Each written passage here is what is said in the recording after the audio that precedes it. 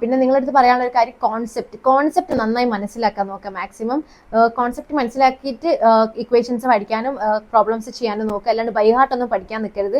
കാരണം ബൈഹാർട്ട് പഠിച്ചാൽ നിങ്ങൾ ആ ഒരു ക്വസ്റ്റ്യൻ കറക്റ്റ്, ഇപ്പം നിങ്ങളൊരു ക്വസ്റ്റ്യൻ വന്നു, ആ ക്വസ്റ്റ്യൻ ബൈഹാർട്ടായിട്ട് പഠിച്ചു, ഇക്വേഷൻ വിടാനും കോൺസെപ്റ്റ് ഒന്നും മനസ്സിലാക്കാതെ ഒരു ഇക്വേഷനും നിങ്ങൾ മാക്സിമം ഇക്വേഷൻസ് സോൾവ് ചെയ്യുന്നതും ഒരു മനസ്സിലാക്കി വെക്കുക. ഓൾമോസ്റ്റ് കോൺസെപ്റ്റ് ഒക്കെ എല്ലാത്തിനെയും മനസ്സിലാക്കി വെക്കുക. അപ്പം നമ്മളൊരു ക്വസ്റ്റ്യൻ വന്നു, ക്വസ്റ്റ്യൻ ബൈഹാർട്ടായി നിങ്ങൾ പഠിച്ചത് വെച്ചോ, ബൈഹാർട്ടായി പഠിച്ചാൽ ആ ഒരു പെർട്ടിക്കുലർ ക്വസ്റ്റ്യൻ ഇല്ലേ അത് തന്നെ നീറ്റ് വന്നാൽ നിങ്ങൾക്ക് എഴുതാൻ പറ്റും. അല്ലാണ്ട് ഫിസിക്സ് വേറെ എന്ത് ക്വസ്റ്റ്യൻ വന്നാൽ നിങ്ങൾ എഴുതാൻ പോകുന്നില്ല. ആ ക്വസ്റ്റ്യൻ നിങ്ങൾക്ക് ഭാഗ്യത്തിന് വന്നാൽ അത് മാത്രമേ എഴുതാൻ പറ്റും. കാരണം നിങ്ങൾ അതേ ബൈഹാർട്ടായി പഠിച്ചിട്ടുള്ളൂ.